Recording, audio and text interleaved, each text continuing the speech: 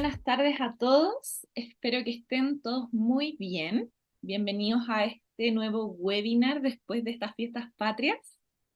Hoy hablaremos entonces de los cuidados de nuestra nutrición post fiestas patrias. Así que esperando que todos lo hayan pasado súper bien, que hayan descansado también, es muy importante. Vamos a dar comienzo entonces a este webinar. Bueno, antes de comenzar, quiero presentarme para todas las personas que no me conocen. Yo soy Valeria Franulich, soy nutricionista y tengo experiencia en la atención de pacientes y en promoción de salud prácticamente desde que salí de la universidad, así que ya son varios años en este rubro. Y además tengo algunas certificaciones y algunos cursos. Por ejemplo, soy asesora de lactancia, hice un curso también en posgrado de educación continua de obesidad, tengo una actualización en alimentación y nutrición vegetariana. Hace poquito terminé un curso de dieta baja en FODMAP que sirve mucho para el síndrome de intestino irritable. Y por último, en este momento me encuentro cursando un máster en nutrición materno-infantil. Así que como pueden ver, tengo una formación bastante integral en distintos temas, así que cualquier duda que les vaya surgiendo, me la pueden ir dejando en el chat y lo podemos discutir al final, tanto de preguntas varias o como de este mismo tema del webinar.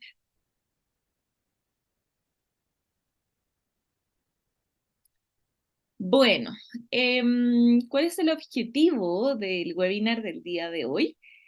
Vamos a conversar de cómo retomar nuestra alimentación después de las celebraciones, que para algunos fueron solo 4 días, pero otras personas también se pudieron tomar quizás una semanita completa y obviamente ahí hay un relajo un poco más grande. Nuestra alimentación obviamente cambia. Y bueno, ahora vamos a ver cómo retomarla, qué es lo mejor y qué es lo que dice la evidencia sobre todo, ¿ya? Entonces, para que se vayan haciendo una idea, vamos a ir avanzando en distintos tópicos el día de hoy. Primero vamos a plantear cuál es la situación post fiestas patrias. Luego vamos a conversar de las medidas extremas y sus consecuencias. Después vamos a hablar también de los 4 pilares fundamentales. Vamos a hacer al final un pequeño resumen y en el cierre voy a resolver todas las dudas que vayan surgiendo, así que nuevamente los invito a que vayan dejando todas sus dudas por ahí y comentarios también. Bueno, y para dar inicio entonces, vamos a conversar. No sé si alguna vez, bueno, yo creo que todos se han preguntado, ¿qué hacemos después de los excesos de fiestas patrias? Porque sí, en Chile, por lo general, suelen haber hartos excesos, ya tanto de comida como de bebidas también. Por lo general nuestra rutina cambia, dejamos de hacer mucho deporte, entonces, ¿qué hacemos después de esto?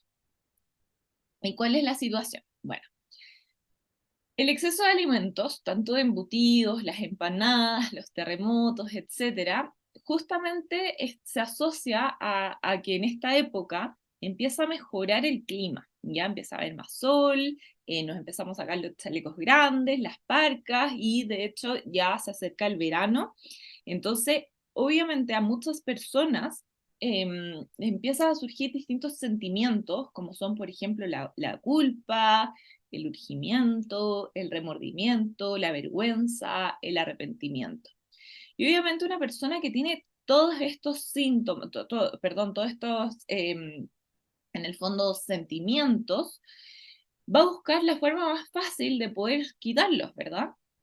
Y caemos entonces muy fácilmente en medidas extremas. Porque claro, si yo me siento lleno de remordimiento y veo de repente que me aparece una noticia que dice post fiestas patrias, baja hasta 4 kilos en una semana con esta sencilla dieta detox, obviamente yo digo, voy, ¿ya? Y asimismo aparecen que los juguitos detox, que las dietas en base a sopas, que el juguito con limón en ayunas y muchísimos mitos o dietas extremas que probablemente nos van a generar consecuencias. Yo no digo que este tipo de dietas o este tipo de medidas no funcione. En el periodo inmediato sí funciona, ¿ya? Pero finalmente, a futuro, es muy probable que generen un rebote. Es decir, hoy día tomo una medida extrema, por ejemplo, a una dieta de puros juguitos detox, obviamente voy a bajar de peso, pero esto no es llevadero a largo plazo. Y por lo tanto, eso genera que yo tenga un hambre constante, genera cambios de humor, falta de concentración, disminuir mi sistema inmune, empiezo a comer más y por lo tanto, ¡pum!, viene el rebote. ¿Ya? Y por otro lado, también el punto que puse acá abajo, que disminuye el sistema inmune, es muy importante porque al final me empiezan a faltar nutrientes, me empiezan a faltar vitaminas, minerales, que son súper importantes para poder favorecer a mi organismo en distintos ámbitos. Ya ahí mismo está el tema de la concentración, los cambios de humor, el no poder rendir, etcétera. Ya, entonces, ok, si no tomo las medidas extremas, ¿qué hacemos para retomar mi alimentación post fiestas patrias? Y es acá donde yo les vengo a recordar a mis pacientes lo que ya se han atendido conmigo previamente y a otras personas que quizás ya han visto otros de mis webinars o han estado conmigo en otros talleres. Yo siempre hablo de 4 pilares fundamentales. Si es que quiero bajar de peso, si es que quiero mejorar mi alimentación, si es que quiero mejorar mi calidad de vida. Siempre hablo de estos 4 pilares porque considero que son súper importantes. ¿Y cuáles son estos 4 pilares? El primero es la alimentación. Ya, obviamente, y eso tiene mucho que ver con mi área, la alimentación va a modular, obviamente, mi peso, va a modular también mi concentración, mi sistema inmune, como hemos conversado, entre otros. El ejercicio, súper importante, la hidratación y el descanso. Bueno, y a continuación vamos a ir viendo cada uno de estos pilares y su relación con este post fiestas padre y cómo los podemos empezar a aplicar en el fondo para que nos resulte realmente y hagamos un cambio real o nos sirva para retomar nuestros hábitos que teníamos previamente. Entonces vamos a comenzar por la alimentación. Y lo primero, súper importante, es definir o retomar los tiempos de comida, ¿ya? ¿Por qué es importante esto? Porque para poder asegurar la ingesta de todos los requerimientos, tanto de energía como de vitaminas, minerales, tengo que definir tiempos de comida. No significa que, por ejemplo, yo necesito, esto voy a inventar, 60 gramos de proteína al día. No basta con comer 60 gramos de proteína solo en un tiempo de comida, porque es muy probable que esos 60 gramos no se absorban por completo, ¿ya? Porque los receptores se saturan. Y es por eso que es importante fraccionar la alimentación. Así puedo consumir 20 gramos de proteína, 20 gramos de proteína y 20 gramos de proteína, y como es en menor cantidad, voy a poder absorberlo todo. Y así pasa también con algunas vitaminas y minerales, ¿ya? Y lo otro por qué es importante definir tiempos de comida es porque así evito comer entre comidas. Si yo sé que en un rato más me toca almorzar, voy a evitar estar picoteando entre medio, ¿ya? Entonces, lo ideal es poder establecernos entre 3 a 6 tiempos de comida al día, ¿ya? Y darle un nombre a cada uno de estos tiempos de comida. ¿Por qué? Porque obviamente van a haber algunos tiempos de comida que van a ser más importantes y otros que no van a ser tan importantes. Por ejemplo, los 4 tiempos de comida más importantes son el desayuno, el almuerzo, la once y la cena. Básicamente por la calidad que tiene cada uno de estos tiempos de comida, o que debería tener, ¿ya? Y entre medio, para personas que lo necesiten, pueden hacer de repente ciertas colaciones. Es súper importante, eso sí, tenerlas definidas también.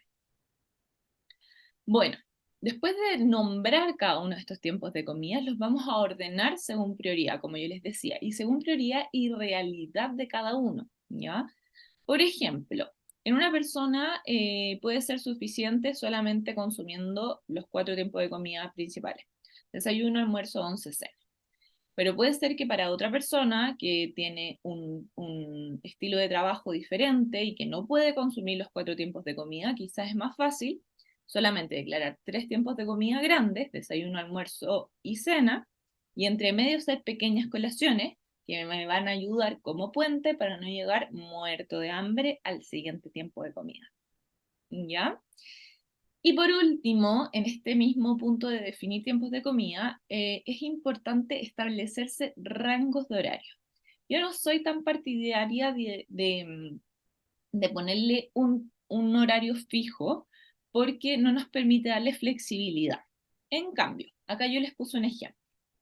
Si yo pongo que el desayuno lo voy a realizar entre 8 de la mañana y 11 de la mañana, eso me permite que en la semana, por ejemplo, puedo hacerlo a las 8 de la mañana todos los días, pero el fin de semana que me levanto un poquito más tarde, lo hago a las 11, igual y lo tengo dentro de mi rango horario. ¿Ya? Después, por ejemplo, en la semana, como tomé el desayuno temprano a las 8 de la mañana, a las 10 de la mañana probablemente voy a tener hambre. 10, 11. Entonces hay una pequeña colación, un pequeño puente para esperar al almuerzo, que lo voy a hacer entre 1 y 3 de la tarde. ¿Ya? Poniéndolos en la situación del fin de semana, por ejemplo, si tomé el desayuno a las 11 de la mañana, quizás voy a poder aguantar perfecto a llegar a las 1 o 2 de la tarde para poder almorzar.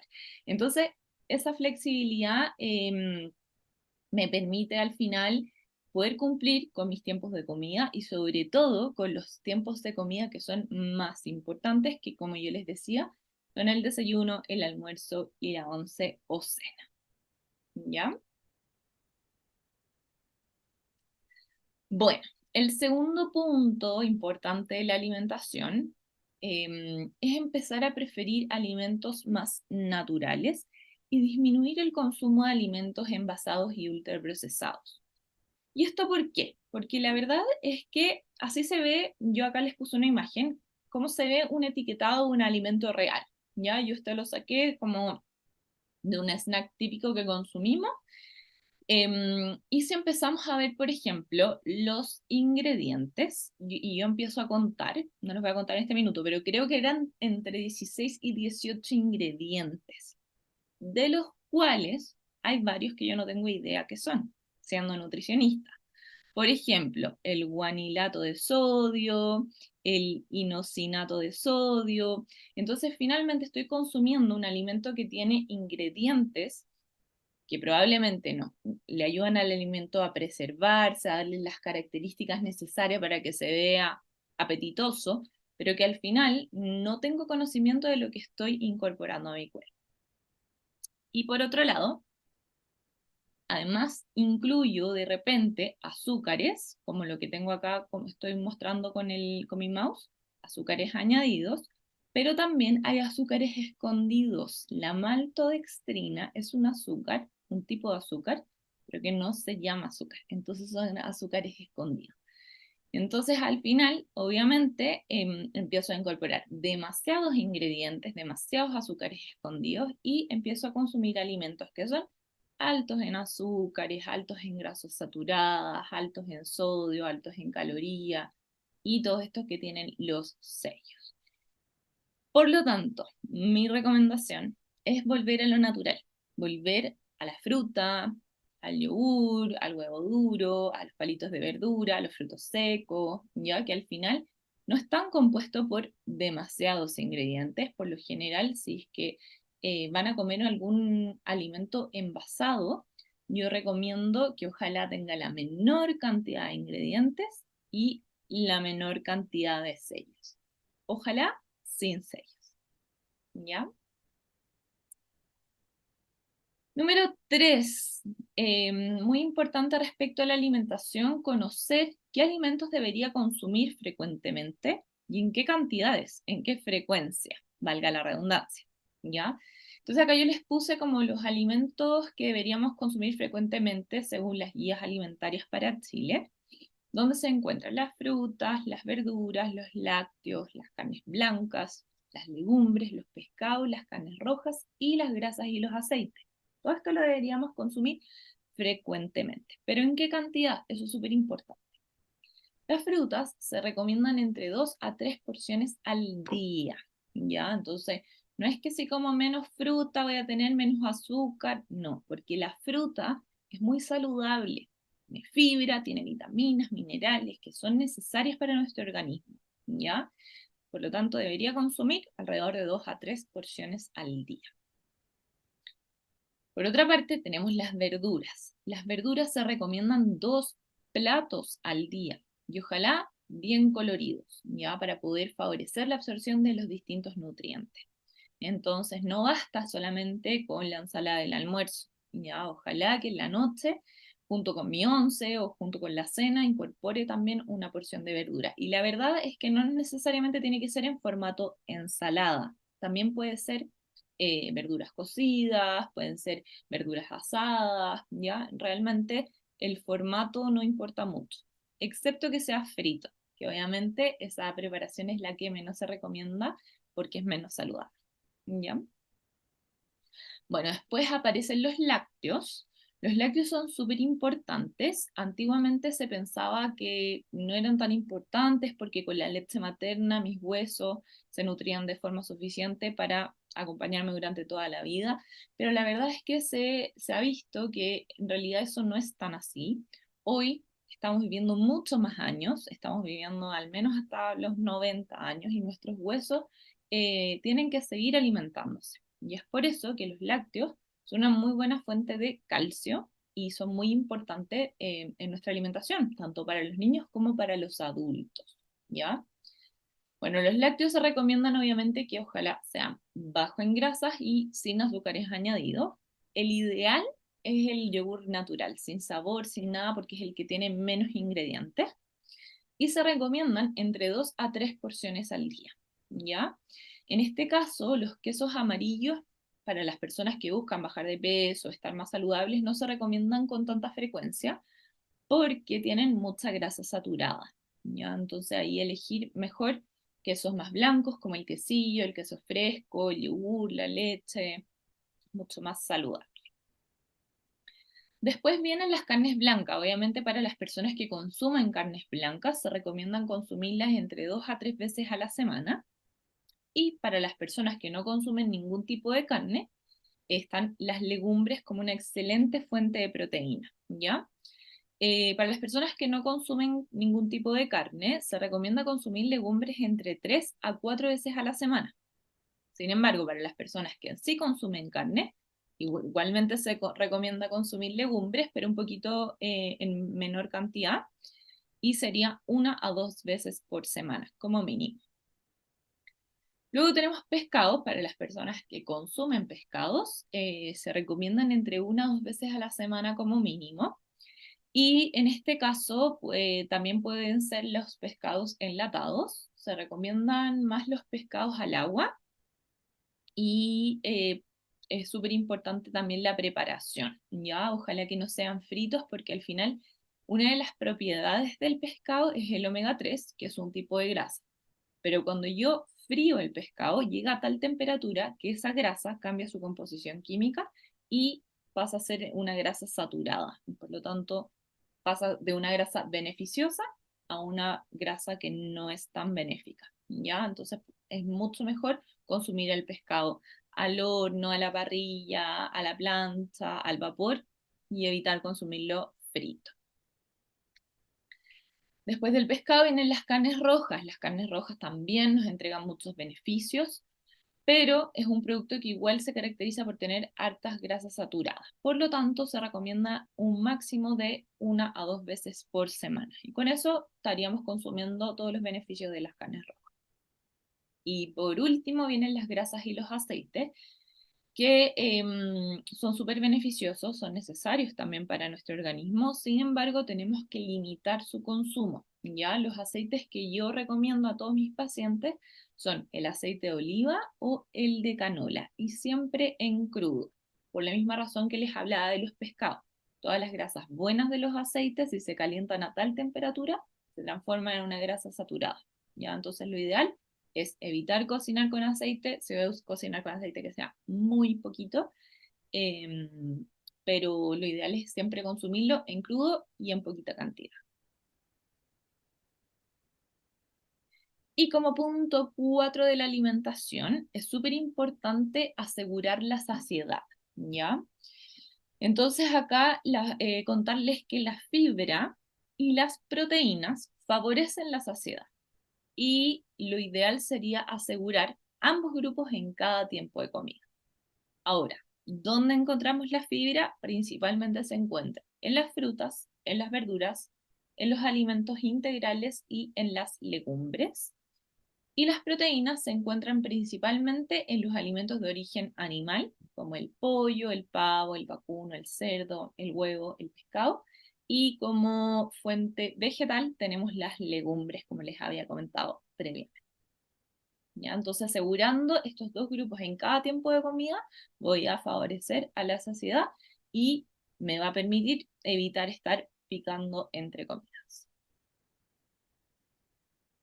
Bien, vamos a pasar entonces ahora al segundo pilar, que es súper importante, que es la hidratación. ¿Ya? Este tema es fundamental. Ustedes se preguntarán, ok, ¿cuánta agua debo tomar en el día?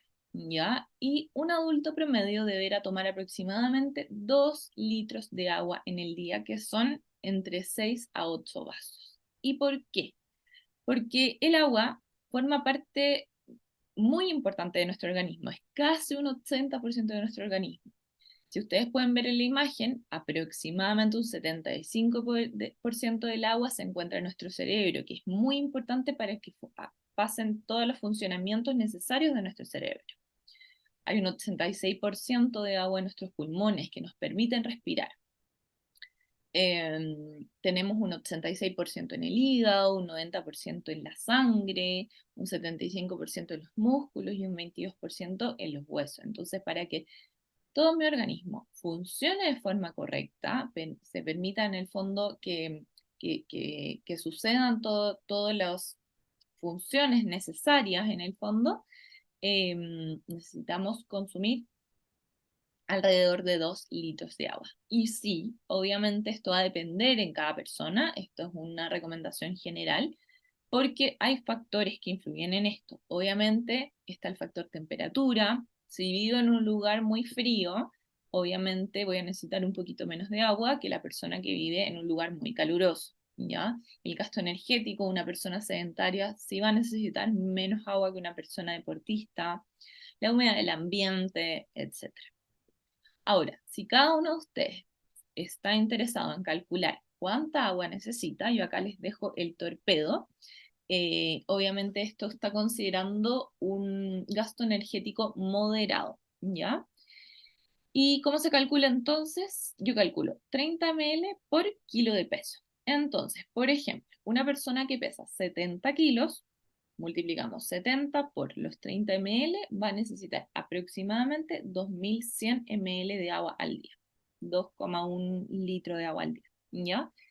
Si esta persona hiciera un ejercicio más intenso, probablemente esto va a aumentar, y si esta persona fuese sedentaria, va a disminuir un poquito, ¿sí? Ahora, acá les pongo un poquito más explícito cuáles son las funciones del agua en nuestro cuerpo. Nos permite un correcto funcionamiento de los órganos y todos los metabolismos. También nos ayuda a un correcto funcionamiento de las hormonas que regulan el hambre y saciedad. ¿Ya? Hay muchas veces que confundimos el hambre con la sed, entonces creemos que tenemos hambre, pero finalmente era sed. Entonces por eso es muy importante estar hidratado de forma correcta para que cuando aparezca esa sensación de hambre, sea realmente hambre. Bueno, además previene la retención de líquidos corporales, ¿ya? Al contrario de lo que muchos piensan, cuando hay personas que retienen mucho líquido es importante tomar agua, porque el agua llega a nivel celular, regula los medios intracelulares con el extracelular y elimina todo lo que no necesita. Por lo tanto, me ayuda a botar líquido. Y por último, favorece también la salud de la piel, el pelo, las uñas, entre otros. Y acá les traigo algunas ideas para las personas que no tienen el hábito de tomar agua. Bueno, antes de darles estas ideas, quiero aclararles que existen líquidos hidratantes y líquidos que no hidratan, ¿ya? Entre los líquidos hidratantes está el agua, que puede ser con o sin gas. Pueden ser aguas saborizadas, infusiones, limonadas, etcétera. Pero hay líquidos que no hidratan, que son principalmente aquellos que tienen cafeína. Y acá quiero aclarar este punto. No es que no me hidrate nada, pero se ha visto que si yo consumo en exceso líquidos que tienen cafeína, como el café, el té, el mate, las bebidas cola, podrían llegar a deshidratar. Y esto es porque la cafeína tiene una función que es diurética. Por lo tanto, cuando yo tomo un líquido que contiene cafeína, activa inmediatamente mis riñones. Y si tomo en exceso, obviamente mis riñones van a estar funcionando en exceso y puedo llegar a deshidratar. ¿Ya? Eso no pasa con el agua, ni con las aguas saborizadas, ni con las infusiones. ¿Ya? Por eso yo les digo que hay líquidos que hidratan y líquidos que no hidratan. Bueno, ¿y cómo entonces podemos hidratarnos las personas que no tienen este hábito de hidratación? Acá yo les traigo algunas ideas, puede que algunas funcionen, puede que otras no tanto, pero una buena idea es comprarse de repente una botella que sea llamativa, que yo la pueda llevar para todos lados, que sea cómoda y por lo tanto el agua va a estar conmigo y a estar tomando agua casi que por inercia. O bien, estas aguas con mensajes motivadores que tienen horarios. Entonces, a las 7 de la mañana debería estar en tal nivel, a las 10 de la mañana debería estar en tal nivel. Y de repente eso funciona también. Otra opción es ponerse alarmas o descargar de estas aplicaciones que me mandan notificaciones, puede ser al celular, em, con recordatorios de tomar agua, porque hay muchos pacientes que me dicen, vale, es que no me acuerdo de tomar agua. Ok, pongamos alarmas entonces, ¿ya? Bueno, también hay otras personas que son un poquito más mañosas y que me dicen que no les gusta el agua. No hay problema, el agua se puede saborizar. Y mucho mejor si es un saborizante natural. Entonces de repente ponerle algunos berries, unas rodajas de naranja, unos pepinos, está perfecto. O lo otro pueden ser las agüitas de hierbas, que pueden ser calientes, sobre todo para los días que todavía yo creo que van a venir algunos días fríos. O para el verano, puedo hacerme una agüita de hierba, una infusión, meterla al refrigerador y después con hielo, eso es súper refrescante y también queda súper, súper rico. ¿Ya? Así que ahí les dejé algunas alternativas para ver si es que las pueden poner en práctica y empezar a aumentar su hidratación, que es muy importante. Vamos ya en el tercer pilar, ¿ya? Vamos a hablar ahora del ejercicio, que es muy importante también. Pero primero me gustaría acá aclarar un poco dos conceptos. ¿Qué es el ejercicio físico y qué diferencia tiene con la actividad física? ¿Ya? Entonces, primero, la definición de actividad física es cualquier movimiento corporal producido por los músculos que produce un gasto energético mayor al existente en reposo. Es decir, si yo estoy acostado, obviamente tengo un gasto energético basal, pero si me paro para ir al baño y camino, eso ya es una actividad física. Lavarme los dientes, barrer, desplazarme, el tiempo de ocio también, etc. En cambio, el ejercicio físico está definido como una actividad física planificada, estructurada y repetida, cuyo objetivo es adquirir, mantener o mejorar la condición física. ¿Ya? Entonces ahí ya cambia un poquito la cosa. No es simplemente desplazarme, sino que esto ya está planificado, le pongo un horario, pongo un objetivo, etc. Bueno, yo acá puse el pilar, como pilar principal les pongo el ejercicio físico y les voy a contar por qué. La Organización Mundial de la Salud nos recomienda una actividad física planificada, que es un ejercicio físico, ¿ya? Y nos recomienda para estar saludables simplemente al menos 150 o 300 minutos a la semana de actividad física planificada y que sea de intensidad moderada, ¿ya? O bien pueden ser entre 75 y 150 minutos de una actividad física ya más vigorosa. Pero esto es lo base, solamente para estar saludables. Y a fin de lograr mejorar esta condición, que es solamente la basal, y lograr beneficios adicionales, también recomienda la Organización Mundial de la Salud incorporar, además de eso, 2 días a la semana de fortalecimiento muscular de intensidad moderada o más elevada, ¿ya? Entonces, para que lo tengan en cuenta, que solamente para estar sanos ya nos deberíamos mover al menos 150 minutos a la semana de una actividad física planificada de intensidad moderada. Ahora, yo tengo claro que no todas las personas tienen este hábito. Muchas personas también tienen una jornada laboral que de repente no les permite poder planificar su actividad física, no les da el tiempo, pero de todas maneras creo que es muy importante empezar a movernos de alguna forma, al menos que sea una actividad física ligera, pero que estemos en constante movimiento, ¿ya? Em, y acá les quiero dejar algunas ideas para comenzar, porque yo siempre digo que un paso es mejor que ninguno. Entonces, lo primero, si yo vivo en un lugar o trabajo en un lugar sobre el segundo piso, tratar de preferir las escaleras, ¿ya? De repente no usar el ascensor, o si es que, ok, estoy en un piso 17, quizás llegar a la mitad de los pisos por ascensor, pero empezar a caminar el resto, porque eso me va a ayudar a que mi sangre circule, a mover mis músculos y finalmente a mejorar sobre todo mi salud cardiovascular, ¿ya? En segundo lugar, yo creo que todos o la mayoría tenemos algún celular más inteligente, donde la mayoría de los celulares hoy día nos permiten contar nuestros pasos, ¿ya? Y si no, también se pueden descargar aplicaciones que nos permiten contar los pasos. Y en algunos estudios se habla que solamente para salir del sedentarismo uno debería dar 5.000 pasos al día, ¿ya? Ahora, para definir una persona que es ya activa, se habla de 10.000 pasos al día y bueno, obviamente de ahí hacia arriba, ¿ya? Entonces, para las personas que están interesadas de salir de su sedentarismo, hay como objetivo al menos 5.000 pasos al día. Número 3, tenemos las pausas activas. Yo creo que en la mayoría de los lugares donde se trabaja se han conversado, se ha hablado sobre las pausas activas, ¿ya? Sobre todo para las personas que trabajamos más sentados la mayor parte del día. Es súper importante pararse, mover nuestros músculos, estirarlos, ¿ya? Sobre todo por temas posturales, nos ayuda bastante. Y por último, y que no es una mala idea, es aprovechar los fines de semana y nuestros tiempos libres para salir a hacer actividad al aire libre, ¿ya?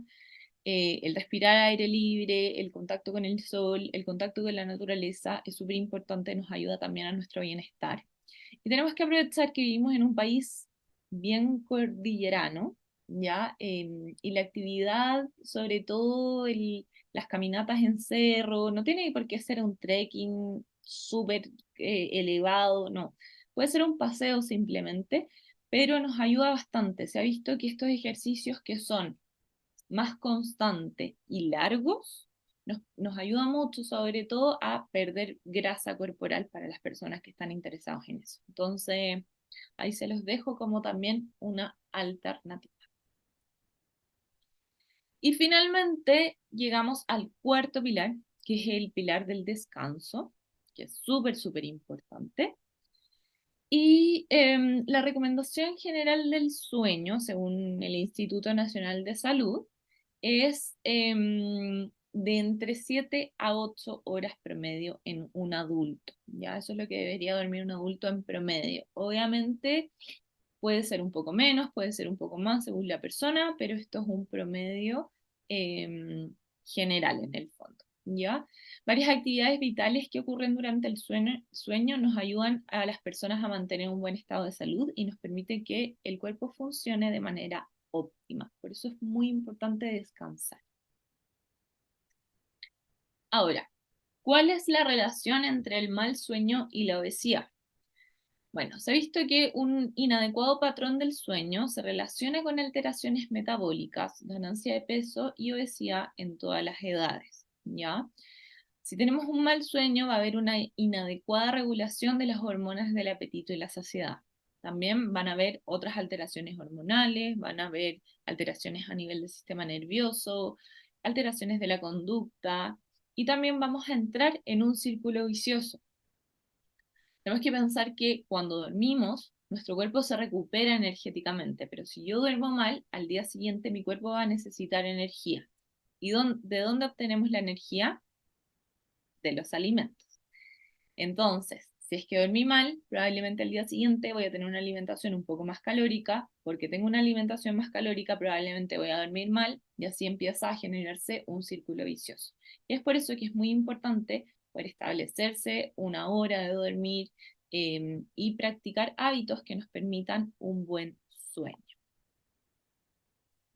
Y acá les traigo algunas recomendaciones para mejorar el sueño. Ya son recomendaciones generales, pero que las personas que tienen problemas para dormirse o que duermen mal, quizás la puedes empezar a poner en práctica para mejorar, obviamente, su estado de salud. Entonces, lo primero es definir un horario de sueño. Ok, a las 10 de la noche voy a ir a dormirme, esté haciendo lo que esté haciendo, y obviamente esto en la semana, no es necesario que sea todos los días, pero sí la mayoría de los días. En segundo lugar, se recomienda hacer ejercicio máximo 3 horas antes de acostarse, ¿ya? Sobre todo para las personas que tienen problemas con dormir, el ejercicio estimula y por lo tanto si lo hago muy cerca de la hora de dormir, voy a estar estimulada y me va a costar mucho más conciliar el sueño. Lo otro, evitar la cafeína y la nicotina, idealmente a todas horas del día, ¿ya? Pero sobre todo más cerca de la hora del dormir. Evitar bebidas alcohólicas antes de acostarse, evitar comidas y bebidas abundantes antes de acostarse, un poco lo que yo les decía anteriormente. Evitar medicamentos que alteren el sueño, ¿ya? Si ustedes por alguna razón tienen que tomar algún medicamento recetado por algún médico, es importante que le comenten que tienen problemas con el sueño, que les cuesta quedarse dormido, se despiertan muchas veces, etcétera, ¿ya? Evitar las siestas después de las 3 de la tarde, también me permite un mejor sueño durante la noche. Darse un baño caliente antes de acostarse también me relaja, me baja también las revoluciones, entonces también me ayudaría a conciliar el sueño un poquito más rápido. Crear un buen ambiente para dormir, lo ideal es evitar tener el televisor prendido o, por ejemplo, si hay personas que les molestan las luces, apagar las luces, crear un buen ambiente básicamente. Tener una adecuada exposición al sol también es muy bueno. El sol nos ayuda mucho a regular nuestro sistema circadiano. Ya nuestro sistema circadiano significa en qué minuto mi cuerpo se despierta, sobre todo metabólicamente, y en qué minuto mi cuerpo empieza a bajar las revoluciones para empezar a regenerar la energía y todo para el día siguiente. ¿Qué más? No permanecer más de 20 minutos despierto en la cama, es decir, si es que ya veo que llevo 20 minutos despierto y que no me puedo dormir, es mejor levantarse, hacer alguna cosa, ordenar un poco, sacar esas ideas que tengo en la cabeza y volver a acostarme, ¿ya? Y por último, visitar a un médico si es que se continúa con problemas para dormir. Ya, estas son como recomendaciones generales y obviamente si es que ustedes ya han visitado a un médico y tienen otras recomendaciones, es importante que sigan las del médico. Y bueno, ya llegamos al final entonces de la presentación del día de hoy. Acá les traigo un pequeño resumen de lo que vimos hoy para las personas que se fueron sumando a mitad de camino. En resumen, para poder retomar los hábitos después de las fiestas patrias, es importante evitar caer en medidas extremas. ¿Y por qué? Vimos que podían traer consecuencias, pueden traer efecto rebote, pueden traer disminución de la concentración, disminución del sistema inmune, entre otros, ¿ya? Y lo que sí tiene evidencia científica y lo que sí se ha demostrado que es mejor después de un periodo de fiestas es retomar los hábitos saludables, en base básicamente a los 4 pilares que yo siempre les hablo, que son la alimentación, la hidratación, el ejercicio, el descanso y el sueño. Así que ahí para las personas que se fueron sumando a mitad de camino, los invito a que puedan después revisar este webinar completo, porque les dejé hartos consejitos y tips para poder retomar estos hábitos. Bueno, acá les dejo un poquito de la bibliografía que utilicé. Y antes de terminar, recordarles a todos revisar la parrilla programática con las actividades que estamos realizando mes a mes. Y si necesitan profundizar tanto en este tema como en otros, los invito a que consulten, puede ser conmigo, con cualquier otro profesional de humana, y los vamos a ayudar a resolver todas sus dudas. Y además contarles que tenemos un canal de YouTube en el cual ustedes se pueden suscribir, pueden escanear ese código QR que tenemos acá en la pantalla, donde van a encontrar todos los webinars, videos y talleres que hemos realizado, y así van a poder estar al día con todos. Así que eso, cuéntenme si hay alguna duda, alguna pregunta, algún comentario por ahí. Vamos a revisar acá el chat, a ver si es que hay algo. Ya parece que nada, quedó todo clarito. Bueno, como les decía, cualquier duda que les vaya surgiendo, si quieren pueden entrar a su plataforma de Humana y por ahí pedir una hora con cualquier profesional para resolver todas sus dudas. Así que eso, espero que les haya gustado y nos vemos pronto. Que estén muy bien.